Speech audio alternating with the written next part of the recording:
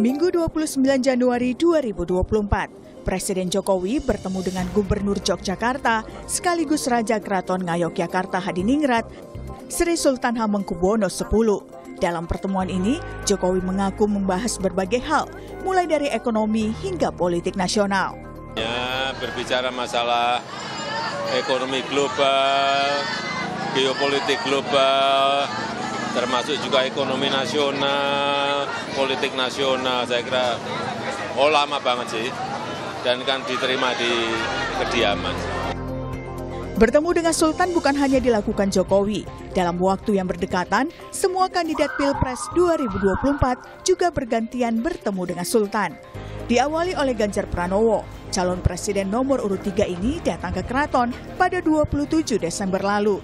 Ganjar mengaku pertemuan ini sebagai ajang silaturahmi untuk membicarakan banyak hal. Silaturahmi, bilang dari Solo ada acara di sini, sudah janji sama beliau dulu mau silaturahmi, baru bisa ada kesempatan hari ini ya, ngobrol banyak hal. Seperti apa aja Pak Ganjar? Ya, yo tentang perkembangan bangsa negara. Saya akan sekolah di sini, lama di sini, beliau sesepuh ya, banyak nasihat lah. Situasi kondisi hari ini ya perlu kita jaga kondisivitas. Intinya itu aja. Selanjutnya calon presiden nomor urut 2 Prabowo Subianto juga datang ke Keraton Yogyakarta. Prabowo datang didampingi calon wakilnya Gibran Rakabuming Raka. Kata Prabowo, pertemuan untuk meminta izin memasuki wilayah Yogyakarta. Tadi yang soal melaporkan kita izin masuk ke daerah lah. Jadi dapat tidak tadi pandangan beliau tentang beberapa masalah, terutama juga masalah masa depan. Terakhir ada calon presiden nomor urut 1 Anies Baswedan yang juga datang mengunjungi Sultan. Anies mengaku meminta restu sekaligus bimbingan dari Sultan. Beliau menjadi rujukan bagi semua, karena itu kami bersilaturahmi dan mendengarkan pesan-pesan bijak, pengalaman-pengalaman, dan diskusi berbagai hal. Jadi tadi ngobrolnya agak panjang, mungkin mendengar banyak hal yang tadi dibahas sama-sama. Lalu, apa arti sowan dari para kandidat Pilpres ini? Seberapa besar pengaruh Sultan Yogyakarta untuk menaikkan elektabilitas paslon yang bakal bersaing di Pilpres 14 Februari mendatang? Tim Liputan, Kompas TV.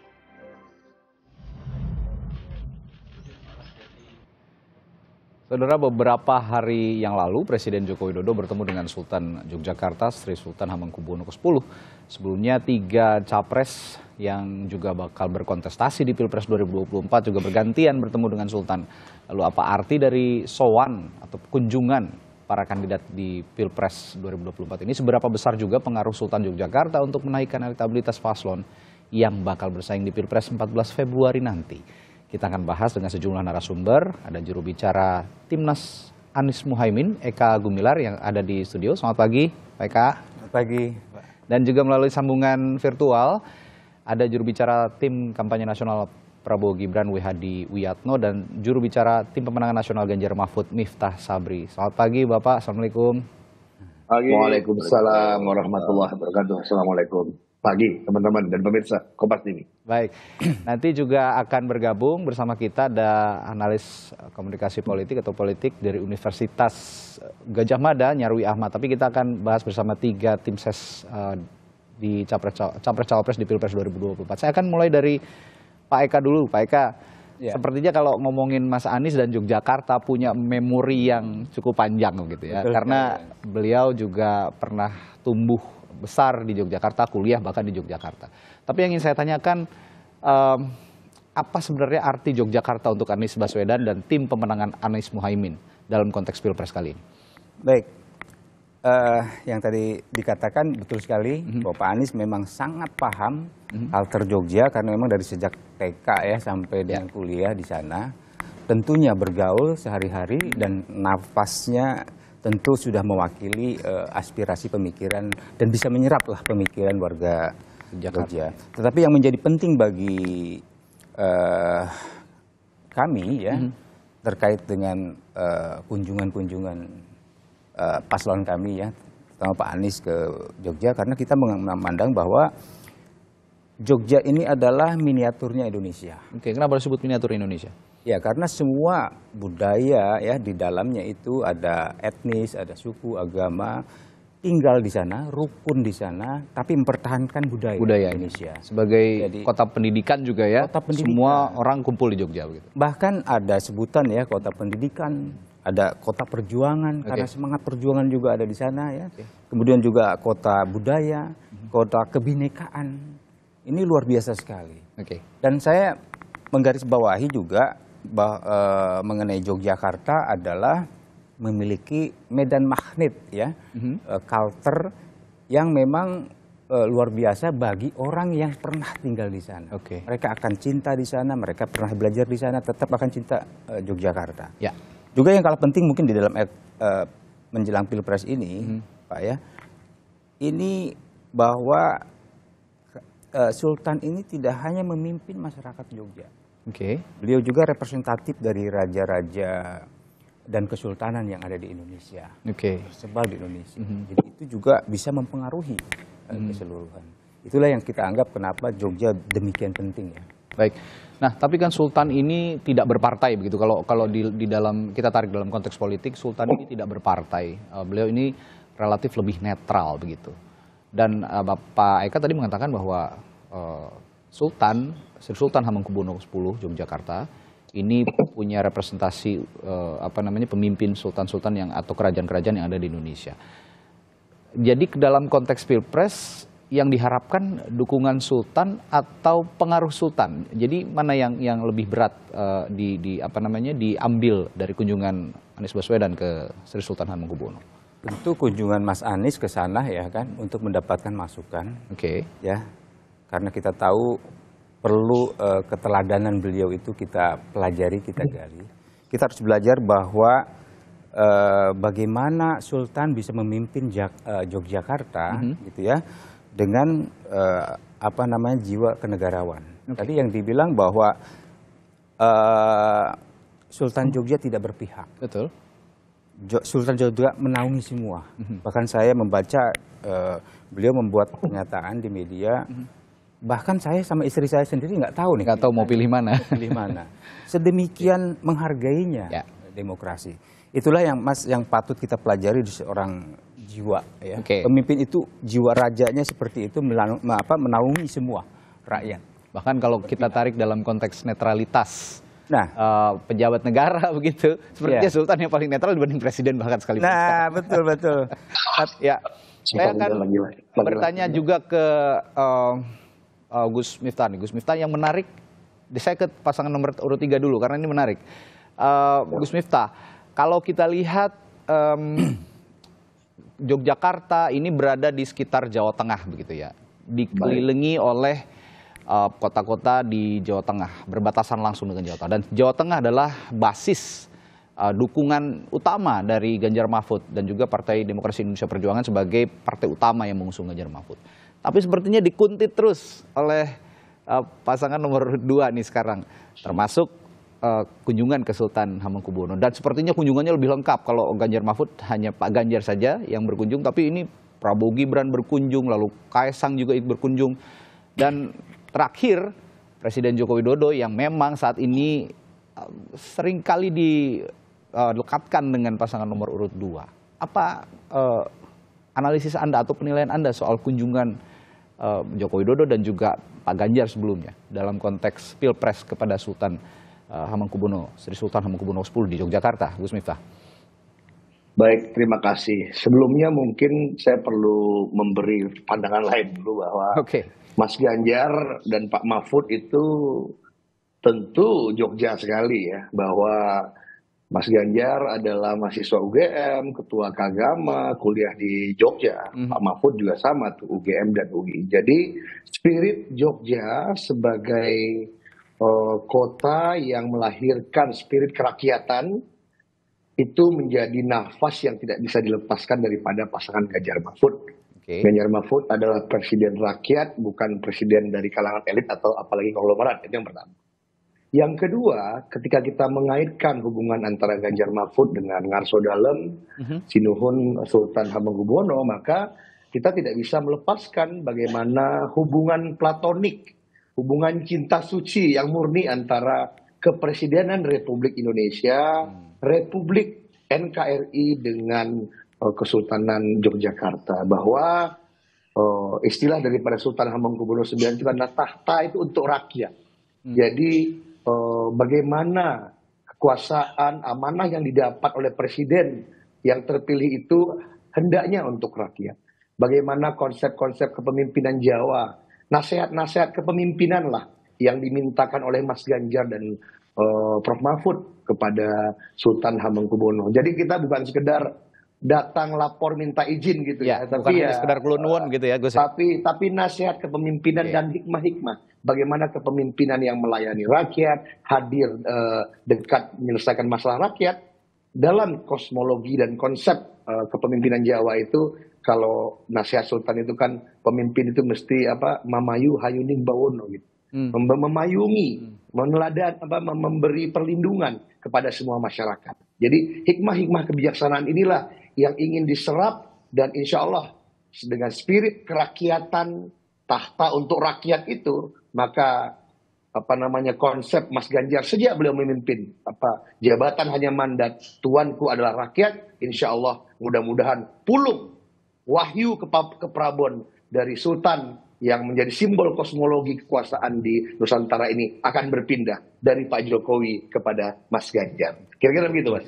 Ya, kalau dalam konteks tadi pertanyaan saya, seperti dikuntit begitu, jalannya Mas Ganjar di Jawa Tengah dan juga di Yogyakarta. Apa komentar Anda? Iya, ini memang kayak di Amerika kan, ada battleground misalnya, Pennsylvania, Ohio.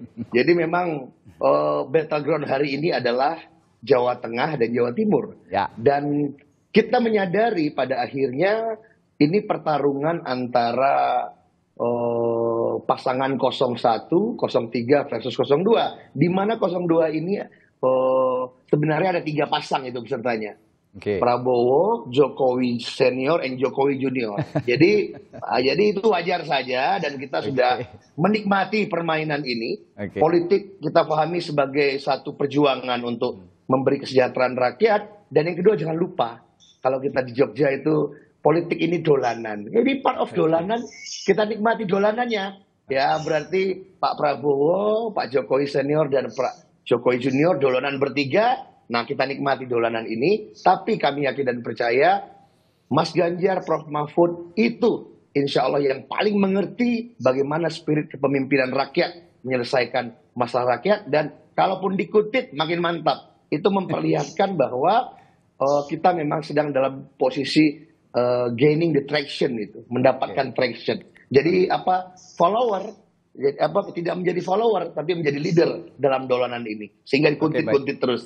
Kira-kira gitu. Baik Gus, saya ke Pak Wihadi ini, kalau tadi kata Gus Miftah ini politik itu dolanan, jadi nikmati saja dolanannya. Katanya gempurannya memang tidak main-main, dan publik juga sepertinya menilai seperti itu Pak Wihadi, bahwa yang mendatangi Yogyakarta saja sebagai contoh, ini tidak hanya pasangan capresnya tapi cawapresnya juga, lalu juga ada Presiden Joko Widodo yang lekat sekali dengan 02, lalu ada adik dari cawapres Anda, Kaisang Pangarep juga sempat mendatangi Sultan. Gempurannya begitu masif di Yogyakarta. Apakah betul seperti itu untuk sepertinya menyuarakan terus, menggaungkan terus kampanye satu putaran di Pilpres, Pak Wihadi? Ya, kalau kita ini melihatnya kan begini. Dalam pepatah Jawa kan kita harus ada unggah-ungguh. Unggah-ungguh artinya kita juga mesti harus kulon nuwun. Nah, kalau kulon nuwun itu kan kita juga mesti yang namanya kita mendapatkan pepatah, petuah, dan nasihat. Namanya kita kulon nuwun, artinya kita minta permisi. Jadi apa yang disampaikan tadi Pak Prabowo dengan Mas Gibran, kalau kita melihat Pak Jokowi, keluarga Pak Jokowi ini kan keluarga dari Solo. Artinya bagaimanapun juga yang namanya Keraton Jogja dan Keraton Solo itu adalah sebenarnya satu rumput. Dan kalau kita melihat di sini bahwa yang namanya Pak Jokowi itu tentunya juga melihat bahwa Sri Sultan adalah seorang tokoh nasional juga, dan dalam hal ini Pak Jokowi juga tentunya mendatang kepada Sri Sultan itu tidak hanya sekali itu saja, dan saya katakan bahwa setiap kali ke Jogja pun kalau selalu menyempatkan diri untuk bertemu dengan Sultan. Dan kalau kita bicara Pak Prabowo dengan Mas Gibran, tentunya Mas Gibran adalah seorang, kita melihat adalah seorang putra Solo yang tahu sopan santun, tentunya akan datang untuk minta izin. Itu akan suatu hal yang memang harus dilakukan. Dan kalau pada saat ini Pak Prabowo dengan Mas Gibran datang kepada Sri Sultan, tentunya kita melihat bahwa ada satu pasang yang datang, yang langsung minta izin kedua-duanya. Dan kalau kita melihat daripada bahasa tubuh yang diperlihatkan oleh Sultan pada saat menerima Pak Prabowo dan Mas Gibran, itu adalah sesuatu hal yang kita melihat bahwa masyarakat Jawa itu kan masyarakat yang sangat mengerti mengenai masalah bahasa tubuh. Ya, ini adalah sesuatu hal yang kita lihat di sini, bagaimana menerima seorang tamu dan bagaimana menerima seorang sahabat, itu akan terlihat di situ. Nah, kalau kita melihat ini, masyarakat Jawa lah, teman-teman dari masyarakat Jawa yang bisa melihat itu. Dan ini kalau kita melihat bahwa Keraton Jogja itu tidak hanya kita bicara Jogja, karena kita bicara di Jawa itu ada istilahnya Mataraman. Mataraman itu semuanya melihat bahwa di sini adalah bagaimana pengaruh Sultan terhadap semuanya permasalahan yang ada di Jawa ini. Jadi tidak hanya kita bicara di Jawa, tetapi ini adalah bicara bukan hanya di Jogja, tapi kita bicara Jawa. Mataraman itu tentunya semuanya sangat akan melihat bahwa Sri Sultan sebagai panutan mereka. Jadi saya kira ini adalah merupakan sesuatu hal yang memang harus dilakukan untuk yang namanya kita ini sowan dan kita kulon nuwun dan kita bicara misalnya unggah-ungguh yang ada di masyarakat Jawa, dan ini dilakukan oleh pasangan Prabowo dan Gibran. Terserah mereka melihat bahwa ini apakah sesuatu hal yang dikatakan mau follower atau apa, tapi nyatanya kan tiga-tiganya datang semuanya. Dan kalau kita melihat Kaisang sendiri pun, Mas Kaisang sendiri pun juga sebagai putra Pak Jokowi itu adalah tetap aja putra Solo juga. Jadi ini adalah merupakan sesuatu konstelasi yang memang harus harus diminta restunya, harus diminta, kita ini meminta kepada restu pada yang tua. Kita unggah-ungguh, kita mesti harus kulon nuwun. Itu yang disampaikan simbolisasi yang dilakukan pada saat ini dengan Pak Prabowo, Pak Jokowi, dan Kaisang yang datang kepada Yogyakarta. Ya, sudah bergabung juga analis politik dari Universitas Gadjah Mada, Pak Nyarwi Ahmad. Selamat pagi, Mas Nyarwi. Pagi, Bung Radi. Mas Nyarwi, ini tadi kalau masing-masing capres yang mendatangi Sri Sultan Hamengkubuwono ke-10 sepertinya mengklaim paling Yogyakarta. Kalau Mas Anies tadi bilang dari kecil sampai pendidikan tinggi merupakan warga Yogyakarta asli, begitu ya. Kalau Mas Ganjar tadi mengatakan punya peran yang penting juga di Yogyakarta karena sekarang jadi ketua Kagama, dan Prof Mahfud juga mengenyam pendidikan dan juga berkontribusi dalam hal pendidikan di Yogyakarta. Pun juga Pak Prabowo dengan politik simbolnya, tadi dikatakan Pak Wihadi bahwa Pak Jokowi kesana juga sebagai simbol, Pak Prabowo ini sebagai tongkat estafet kepemimpinannya di Indonesia yang akan datang, dan ini direpresentasikan di Yogyakarta sebagai representasi Jawa juga. Kalau Anda melihat dari 3 capres ini yang mendatangi Sri Sultan Hamengkubuwono ke-10, ada arti khusus untuk Anda dari masing-masing capres dalam konteks Pilpres, Mas Nyarwi? Yang pertama jelas ya, mungkin kalau keberadaan Sri Sultan itu kan beliau sebagai tokoh nasional, juga tokoh reformasi gitu ya, dan juga sebagai Raja Mataram ya, Keraton Yogyakarta. Jadi saya kira di situ punya kekuatan simbolik ya, bisa menjadi rujukan dan juga memunculkan gitu eskalasi pengaruh ke pemilih.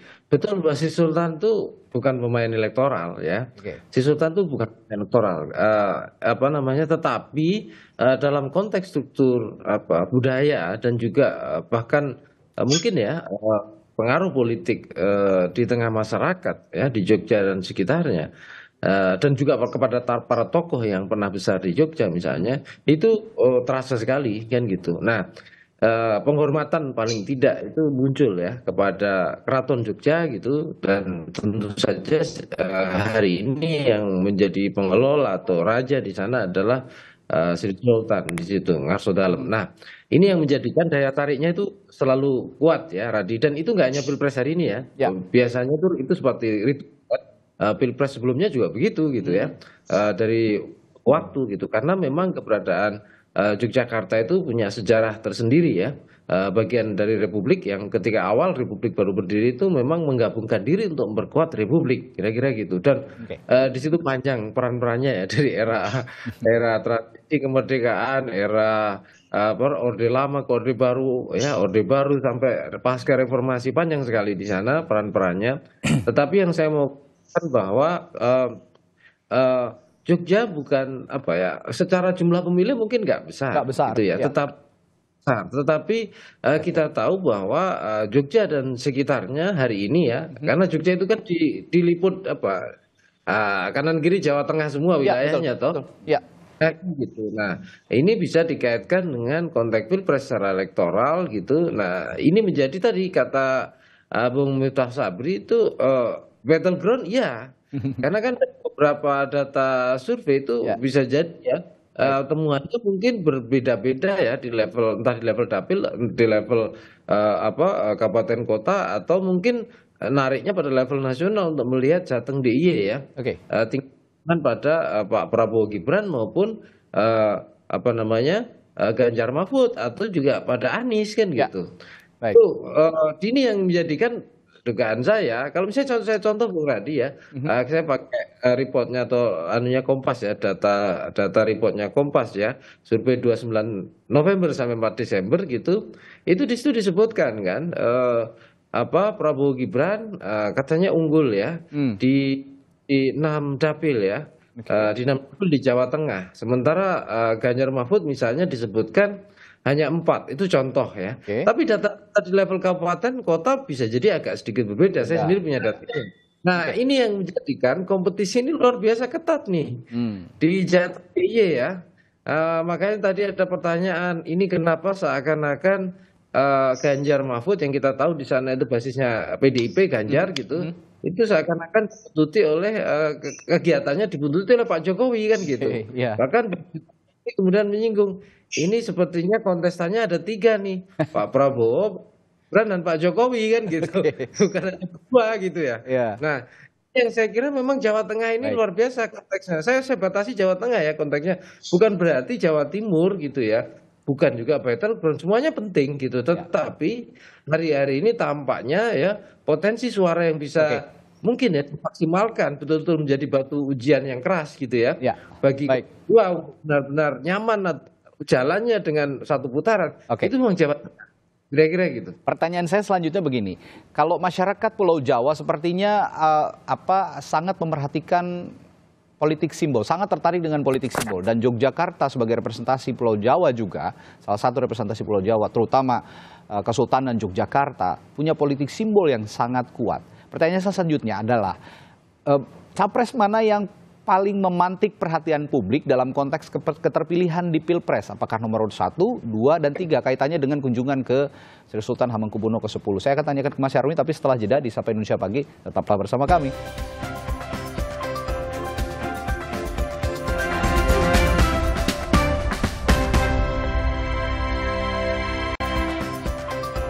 Kembali di Sapa Indonesia Pagi, pertanyaan saya ke salah satu narasumber saya, Mas Nyarwi Ahmad dari UGM tadi, siapa capres yang paling bisa memantik perhatian publik dalam konteks politik simbol yang akhir-akhir ini ditunjukkan oleh para capres, termasuk juga Presiden Joko Widodo yang selalu mengedepankan politik simbol sejak awal menjabat sebagai presiden sepertinya ya. Nah, untuk konteks Yogyakarta, Sri Sultan Hamengkubuwono yang dikunjungi masing-masing capres, mana capres yang paling bisa memantik perhatian publik dalam konteks politik simbol dan keterpilihannya di Pilpres, Mas Nyarwi? Ya, begini, istilahnya pemilih pun itu punya preferensi sendiri-sendiri ya. Pasti sudah ada bias duluan ya. Pendukung Pak Prabowo, pendukung Mas Ganjar, pendukung Anies itu juga punya preferensi penguat mana yang terbaik di mata mereka. Tetapi kalau kita lihat kan sebenarnya interaksi antara Sultan dengan para capres-cawapres itu ya dalam pasca pertemuan tertutup itu yang bisa kita lihat. Nah, misalnya saya lihat ya misalnya capres 01 ya 01 saya lihat dengan kayak penampilannya itu ya Anies ini kan American style ya. Jadi selain gaya intelektualitasnya itu berarti Jogja rasa Amerika, Jogja rasa Imai. Betul. Tapi bahasanya sangat sopan, ngarso dalem ya, misalnya nyebut Sultan Sembilan Suwargi, ngarso dalem yang ke-9 dan seterusnya, sangat Jawa banget, santun, tapi stylenya memang American gitu loh. Jadi saya lihat ada unsur lebih egaliter, tapi itu nggak ada masalah dengan Sultan, udah biasa ya dengan berinteraksi secara itu pun nggak ada masalah. Yang kedua misalnya contoh, nah ini yang saya agak malah justru agak heran ya Bung Radi ya. Pak Prabowo sangat santun malah ya, sangat santun di depan Sultan gitu ya. Kita lihat untuk tidak mengatakan, ada orang lain mengatakan kaku loh Pak Prabowo di depan Sultan itu, tangannya rancang begini gitu ya. Tetapi maksud saya tidak, ini kan kita bandingkan satu-satu ya. Ya betul. Ini kan contoh pemilih pasti akan punya penilaian gitu. Nah, Mas Gibran di belakangnya waktu itu mungkin agak sungkan atau bagaimana, malah sama disuruh agak maju kan sama Ngarso Dalem kan gitu. Jadi ini juga pasti akan memunculkan pembacaan-pembacaan ya. Terus kemudian yang ketiga dengan Mas Ganjar, kelihatan saya lihat mungkin karena interaksinya lebih sering karena ini sebelumnya juga ketua Kagama, Mas Ganjar hari ini Kagama, jadi banyak forum kayaknya. Dan antara Jogja sama Solo itu ketika Mas Ganjar jadi gubernur juga mungkin nggak terlalu jauh kan? Ya. Jadi istilahnya bahasa yang lebih rileks atau friendly-nya itu malah justru kelihatan. Tetapi di situ juga tidak menunjukkan, ini yang bagus juga, tidak menunjukkan keberpihakan Sultan pada Mas Ganjar juga di situ. Jadi Sultan menjaga netralitasnya di situ gitu loh. Nah ini yang saya kira memang menarik melihat bahasa-bahasa simbolik ya. Sultan gitu ya dengan para capres-cawapres gitu. Saya kira memang betul masing-masing capres-cawapres itu saya lihat juga melihat Sultan ini sebagai tokoh yang memang sudah sepatutnya harus dikunjungi gitu ya, menjelang event-event politik seperti ini, dan mungkin dimintai saran-saran juga ya untuk bicara perjalanan bangsa juga ke depan, karena kita tahu Republik kan juga Indonesia, terutama Jogja punya sejarah penting itu untuk kelangsungan Republik, kira-kira itu. Ya, Jogja pernah jadi ibu kota negara juga ya sebelumnya begitu. Nah, saya ke Pak Eka kembali, Pak Eka. Ya. Tapi Mas Anies tentu sudah berbicara setelah ngobrol dengan Sultan kemarin, bertemu, pasti juga sudah berbicara dengan Timnas, dengan semua jajaran tim ses begitu. Sebenarnya pesan apa yang paling disematkan kepada Anies Baswedan pada saat bertemu Sultan Hamengkubuwono dalam konteks Pilpres 2024? Ya, pertama tentu kita menangkap masukan dan kita juga belajar teladan dari beliau ya. Bahwa pemimpin itu harus memiliki jiwa raja. Ya, pemimpin itu harus cinta rakyat. Makanya buku yang tadi dikutip, Mahkota untuk Rakyat, itu adalah pelajaran bagi kita semua, para pemimpin Indonesia khususnya, agar mahkota itu, kekuasaan itu harus betul-betul dimaksimalkan untuk kepentingan rakyat. Jadi jangan sampai kita terbalik nih. Kita belajar demokrasi yang baik, berpancasila yang baik, bertata negara yang baik, justru kita bisa belajar dari Kesultanan Jogja. Tetapi jangan sampai republik rasa monarki, tapi monarki sendiri justru menunjukkan dan membelajarkan bagaimana proses demokrasi itu seharusnya berjalan. Jadi berbalik begitu. Berbalik. Contoh ya, bagaimana Pak Jokowi misalkan dalam sekarang ini mempertontonkan, tidak malu-malu lagi gitu ya, otoritasnya. Seolah-olah kita sedang dalam posisi monarki ya. Contoh ya, ketika rapat gubernur ya, bupati, LT, bupati, Pak Jokowi menanyakan kan ke Mendagri, berapa lama mereka dievaluasi? Mendagri bilang 3 bulan. Kalau dengan saya bisa evaluasi tiap hari. Yang kalau nggak baik bisa ditindak setiap hari. Artinya kepala daerah yang dipimpin oleh yang dipilih oleh rakyat saja bisa diputus kapan saja. Ini kan menunjukkan satu power monarki, power yang merasa bahwa otoritas sekali ini Pak Jokowi. Nah, dan sebaliknya itu akan ditularkan kepada dukungan Capresnya menurut Anda? Nah, inilah menurut saya kita belajar justru kesultanan Pak Sultan Jogja menunjukkan jiwa kenegarawannya, bicara di depan publik, soal pilihan, bahkan kita pun susah menebak pilihannya kemana, makanya kita diskusikan. Itulah negarawan. Seperti yang disinggung tadi juga oleh Mas Nyarwi ya. Betul. Intinya juga mungkin Mas saya perlu sampaikan, kita berharap pesan utama dari Sultan itu yang pertama tentu keteladanan tadi, yang kedua tentu harapan Sultan adalah netralitas aparatur negara. Itu penting sekali disampaikan karena pemimpin yang baik lahir dari proses seleksi yang baik dan cara yang baik. Itu kita yakin. Dan saya yakin itu di harapan Sultan ya, harapan kita semua. Kemudian yang ketiga adalah berpikir, bertindak sebagai rakyat. Amin sendiri memposisikan mendukung program Sultan dan kemudian andai kata Pak Presiden Pak Anies Baswedan terpilih, kita akan mendukung sepenuhnya program yang luar biasa dari Sultan, yaitu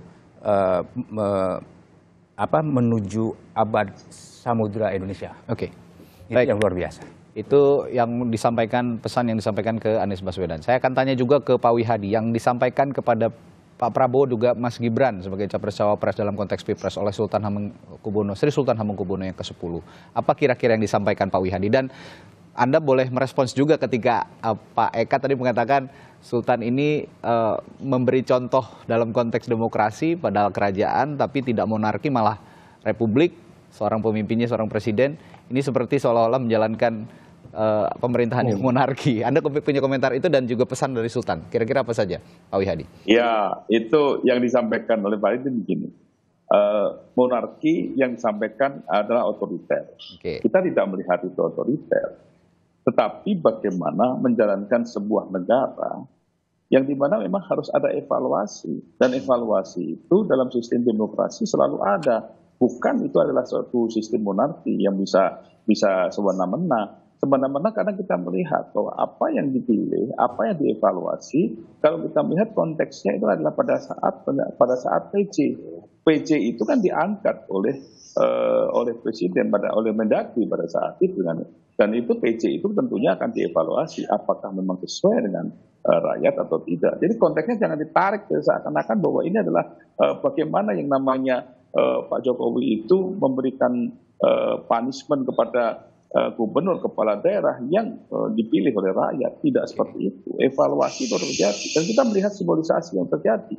Pak Jokowi pada saat ada gubernur, ada kepala daerah yang dianggap mungkin tidak bisa memenuhi kinerjanya, itu selalu akan dimasukkan dengan APBN. Selalu akan ada program-program dari pemerintah untuk membantu, seperti di Lampung dan segala macam. Dan di Jawa Tengah saat ini, yang dimana jalan rusak semuanya dan segala macam, itu pemerintah langsung pusat yang turun untuk membetulkan ini, karena dianggap seperti itu. Jadi tidak ada hal-hal seperti itu yang menjadi suatu kata monarki atau demokrasi. Kalau kita melihat simbol yang ada, Sultan yang saya katakan tadi dari awal, bahwa simbolisasi masyarakat Jawa ini penuh dengan simbolisasi. Pertemuan dengan Sultan, kita lihat bagaimana raut wajah daripada Sultan pada saat konferensi pers itu bisa dilihat juga oleh masyarakat yang gembira, yang buru-buru, yang kemudian juga tidak dianggap cuek dan segala macam. Itu bisa dilihat oleh masyarakat, bisa dilihat oleh rakyat Jawa. Kita ini semuanya tahu, saya katakan tadi, bahwa yang namanya Yogyakarta itu tidak hanya Yogyakarta. Ada di daerah kita bicara Mataraman, sampai Jawa Timur, sampai Trenggalek, sampai Pacitan, itu masih dalam konteks itu Mataraman. Yang mereka melihat bahwa simbol daripada seorang sultan. Ini sultan memang kita katakan tokoh nasional sebagai negarawan.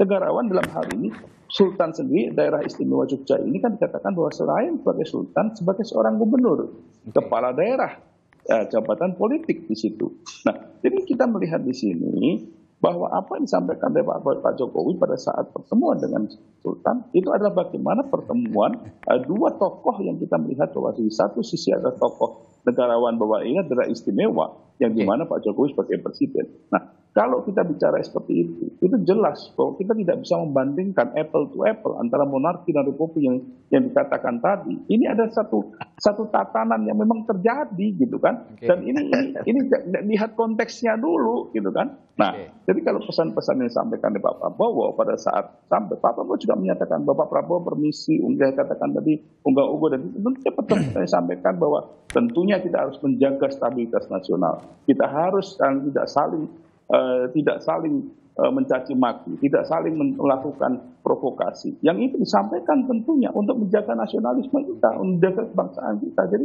ini yang disampaikan dan itu sudah dilakukan oleh pasangan Pak Prabowo dan Mas Gibran. Bahwa kita tidak pernah kita melakukan provokasi, kita tidak melakukan seperti ini. Justru kita ini yang selalu diprovokasi. Nah, kalau kita bicara bagaimana santunnya Mas Gibran, kita melihat bahwa Mas Gibran tahu bahwa sebagai orang muda, dia tetap di belakang. Nah, itu adalah bagaimana Mas Gibran tahu sehari-harinya Mas Gibran pada saat dia bersalaman dengan yang lebih tua, dia akan selalu menundukkan kepalanya. Itu adalah ciri khas daripada sopan santun seorang yang memang memiliki sopan santun bagaimana kita sebagai seorang Jawa. Jadi saya kira ini adalah merupakan suatu bentuk yang dimana simbolisasi pertemuan dengan Sultan ini kita melihat masyarakat tentunya masyarakat Mataram, masyarakat rakyat Jawa yang masih melihat bahwa Sultan adalah sebagai panutan, itu melihat bahwa seperti apa, memang tidak secara implisit memberikan dukungan, tetapi masyarakat Jawa itu sudah bisa melihat dari raut muka pada saat pertemuan-pertemuan itu. Ini adalah simbolisasi yang bisa dilakukan dan itu adalah sesuatu yang bisa ditangkap oleh masyarakat kita semuanya yang memang merupakan sesuatu rakyat yang ada di daerah Jawa Tengah dan Jawa Timur sebagian. Saya kira itu yang menjadi pemikiran. Jadi pesan dari Sultan sendiri kepada Prabowo Gibran pada saat bertemu adalah jaga persatuan begitu ya, kira-kira memang representasi Jawa apalagi representasi Indonesia juga tercermin dari diri Sri Sultan Hamengkubuwono ke-10 sebagai pemimpin Yogyakarta dan juga yang punya pengaruh dalam budaya Jawa, kira-kira seperti itu. Saya akan ke Gus Miftah, tapi Gus Miftah tadi dari saya berbincang dengan Pak Eka sudah ketawa-ketawa sendiri nih, sepertinya ada apa namanya pesan Pak Eka yang dipahami satu suara begitu oleh Gus Miftah. Kira-kira seperti itukah dan pesan untuk Mas Ganjar dari Sri Sultan dalam konteks Pilpres apa saja, Gus Miftah? Iya, Mas Ganjar memahami bahwa belajar kepemimpinan kepada Ngarso Dalem itu adalah bagaimana pemimpin itu juga bisa menjadi kompas moral bagi masyarakat. Nah, kompas moral ini kan yang sekarang kita lihat hilang gitu. Ketika pemimpin hanya mengedepankan yang penting menang, hanya mengedepankan realisme dan mengesampingkan idealisme dan sosok Ngarso Dalem adalah sosok yang benar-benar bisa kita teladani. Tapi setidaknya ada 3, Mas. Ada 3 yang menjadi catatan penting dari soannya Mas Ganjar kepada Ngarso Dalem. Yang pertama itu bagaimana pemimpin yang dalam filosofi Jawa itu manunggaling kaulo Gusti gitu ya. Menyatunya pemimpin dengan Gusti. Gusti itu ada 2, ada G besar, ada G kecil. Gusti Allah pencipta alam semesta, dan yang kedua Gusti Raja, pemimpin. Jadi pemimpin, rakyat dan Tuhan itu menyatu untuk memayungi rakyat ini gitu, meneduhkan, menyelesaikan solusi atas masalah-masalah. Maka dari itu menyambung dari Mas Eka tadi, maka ada monarki itu yang berdaulat adalah tuanku. Namun di alam demokrasi ini yang berdaulat adalah rakyat. Maka dari itu Mas Ganjar sejak beliau awal menempuh perjuangan di politik, konsep dari Mas Ganjar adalah tuanku rakyat, jabatan hanya mandat. Nah, ini yang gak berubah. Bagaimana beliau di DPR, bagaimana beliau 2 periode di DPR, beliau 2 periode di Gubernur Jawa Tengah, dan yang terakhir, ini menarik dari Mas Widhi Hadi, senior kita semua, simbologi. Memang di masyarakat Jawa itu simbolisme itu penting.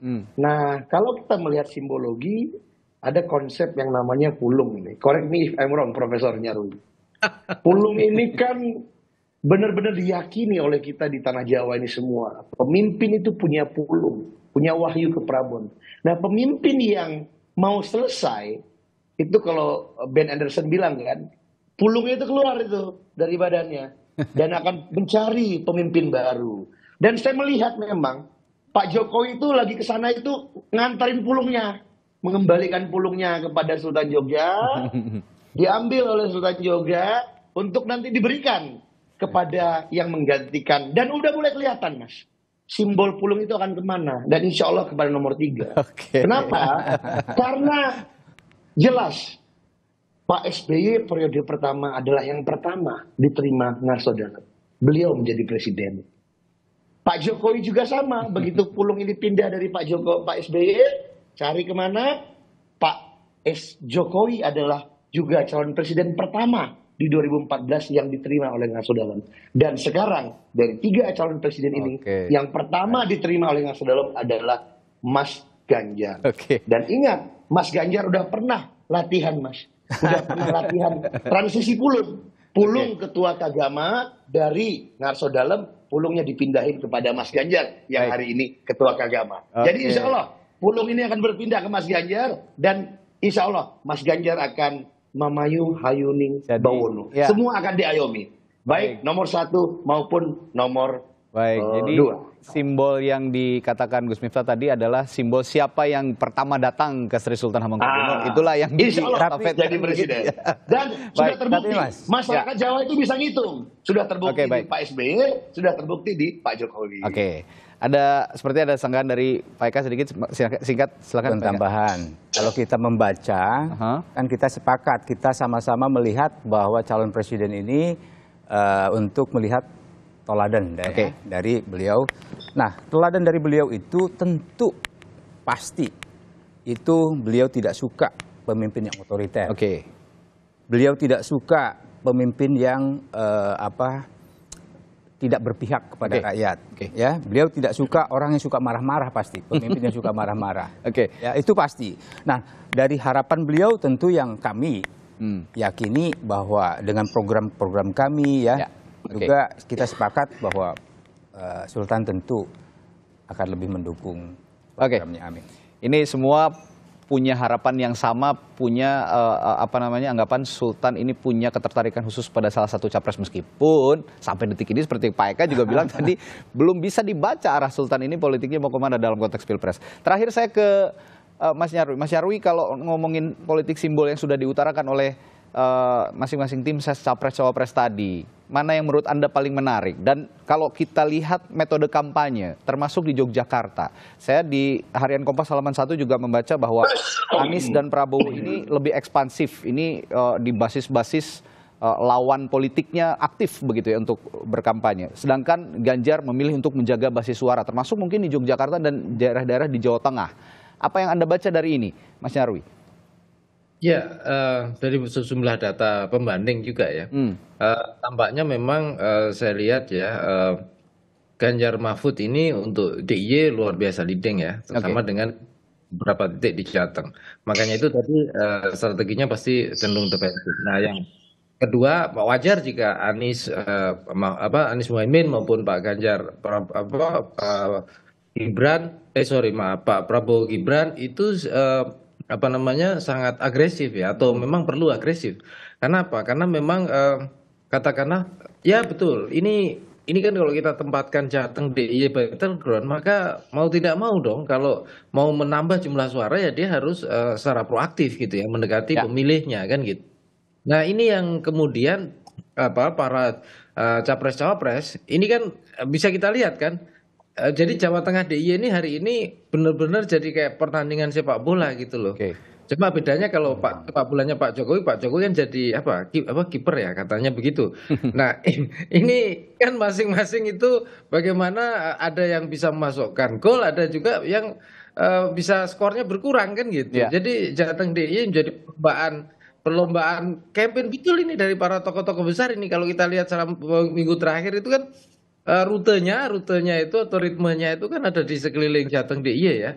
capres, cawapres, tadi kata Bung Miftah Sabri plus Pak Jokowi gitu ya. Oke. Jadi ada satu lagi gitu. Begitu. Nah ini yang kemudian saya kira ya akan menentukan juga dinamika di pemilih. Mustahil ya orang bilang ada kampanye itu nggak ngaruh ya saya kira tidak sepenuhnya juga. Itu kan beberapa literatur juga masih kita uji ya. Di Indonesia itu biasanya orang kalau dikunjungi di ini saya kira juga tetap punya impresi ya kira-kira itu. Apalagi misalnya tadi itu dikaitkan dalam konteks perebutan di Jateng DIY itu juga di sana ada kunjungan kepada Sultan karena tema kita Bung Dari ini kan capres Pak Jokowi dan Sultan kan gitu.